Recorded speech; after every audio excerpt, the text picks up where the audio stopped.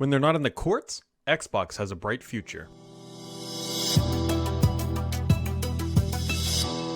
One of the interesting side effects or side impacts of Microsoft trying to close the Activision deal is that they've pretty much been talking up about how they're, well, not the best or not the greatest or not the biggest. I mean, they've talked about how Sony is bigger, Nintendo has its own IP and everything else.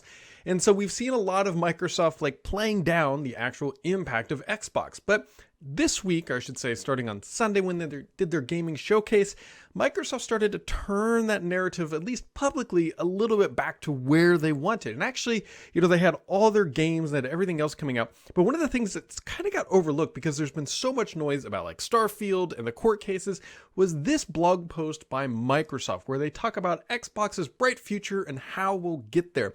And it's the how we'll get there part that is really the important point that you need to focus on, because what does that mean? That actually just means a roadmap. Now, Microsoft isn't giving us a full roadmap here, but there are some salient points in this blog post that I really want to highlight. So Microsoft comes out and says in this blog post, Xbox players across all formats will see new exclusives arrive more reliably. Specifically, they say our ambition is to release at least 4 first-party games a year. I can't quite remember, and I tried to do some rough research to see if Microsoft had really ever come out and said that.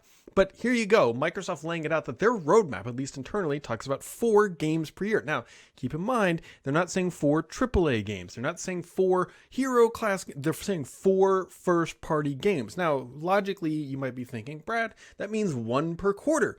Maybe that's what they're going to do, but typically Microsoft has released a bigger title in the spring. We saw Redfall this year as an example. And then they like to load up the end of the year around that pivotal holiday shopping season, that October-November timeline.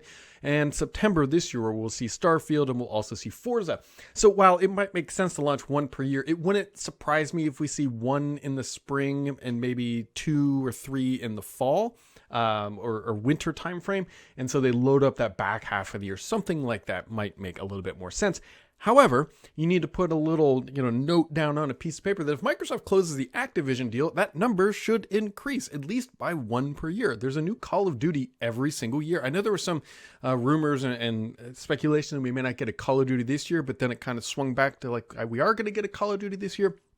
But either way, we shall see. I mean, that closing of that acquisition is only theoretical at this point. Well, it seems like it might happen. There's still a lot of theory, theory craft going on. And so either way, 4 is the minimum. So if you want to start judging Microsoft and how they're doing with their studios, 4 should be going out the door. At least that is what they're targeting, with the obvious caveat if things get delayed and other stuff, things, schedules do shift.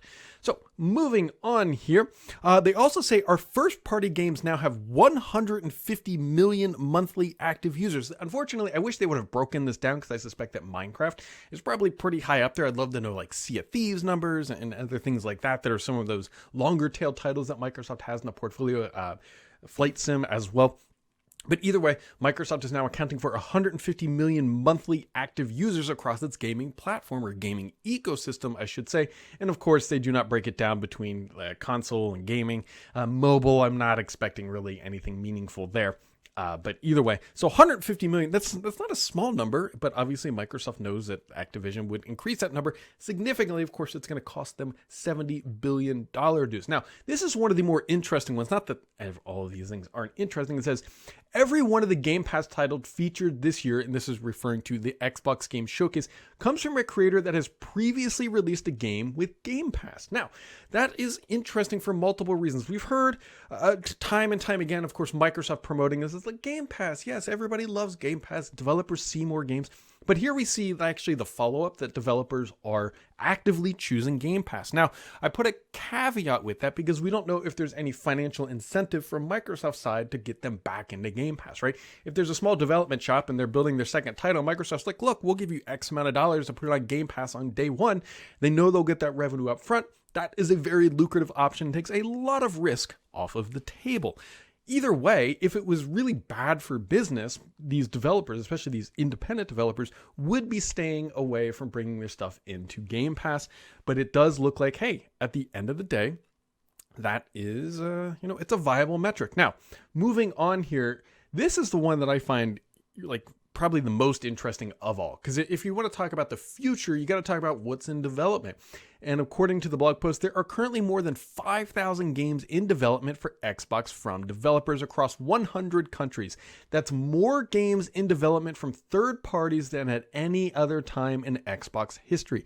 I think it's that more than any other time in Xbox history. Not that Microsoft would come out and say, like, look, Xbox One actually had more momentum. Actually, if we're going to say anything, it'd probably be Xbox 360. But more than 5,000 games are in development. Of course, that ranges from everything from itty bitty tiny games to up to those AAA games that we all love, the quad A, whatever, the highest, the Starfields that are coming down the pipeline. And so that is a really big deal. And that means that developers are actively seeing a better model, at least coming to Xbox potentially. Now, it does make me wonder if it ties back into, wrong slide there, to this Game Pass metric, right? Or this Game Pass model. Microsoft obviously has this in their back sleeve or in their back pocket to get more developers to come to bring their smaller titles, not necessarily the big titles, to their platform through financial incentives and just through Game Pass itself.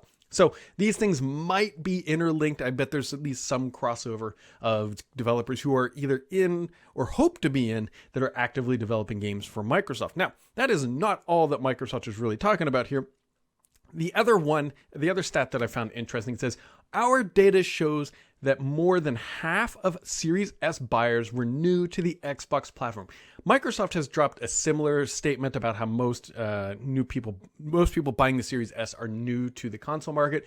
And this explains why Microsoft released the Xbox Series, Carbon Black, which is a Series S with a 1 terabyte drive, right? They're directly playing to that demographic that is joining the console gaming arena, or the market, for the first time on the Xbox side, and they want to make sure that they at least have a couple options. Now, we don't really know what's happening on the Series X side. The Series S has been getting a lot of love, and I think this is why Microsoft continues to push this box for multiple reasons. One, right, the lower price point makes it just an easier buy for the consumer.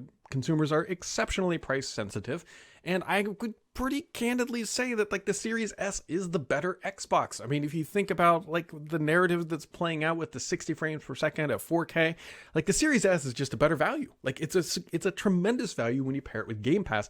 And so thus the reason why Microsoft is going this route. And while I didn't clip it out, the other interesting news is Microsoft said Game Pass members will soon be able to stream select PC games from their library through NVIDIA's GeForce Now. This will enable PC Game Pass catalog to be played on any GeForce Now enabled device, which is, again, yet another big thing for Microsoft, where they are truly trying to live up to that promise where they just want their games distributed everywhere, and they're not really even favoring their own streaming platform by supporting NVIDIA with their PC catalog as well. So, that is this blog post. This was just a really big thing that it just, I feel like, got lost in the noise because Microsoft has been so hung up, or not, the media has been so hung up on this really, really big acquisition. I don't blame them, right? Microsoft trying to spend $70 billion, the largest acquisition in Microsoft history and in the PC or in the gaming market as well. That should get a lot of attention. Things are moving along relatively swiftly on that side as Microsoft tries to close before July 18th. But this blog post really, again, you can see how they're really talking up how Xbox actually has momentum, because for the past 18 months, let's just be honest, they've been talking about how Xbox doesn't necessarily have momentum. And so this is Microsoft coming out on the tail end of what is wildly believed to be a pretty successful game showcase. Everybody who's pretty much watched it said, yeah, that was what we all were hoping to see and kind of what we wanted. And the Starfield deep dive, I think, was the sort of icing on the cake. There's a lot of talk about the 30 frames per second, which we'll dive into at another time. Now's not it.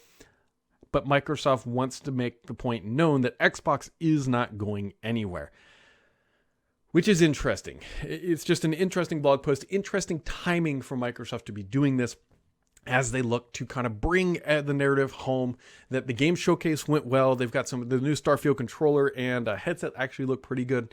And so, I don't know.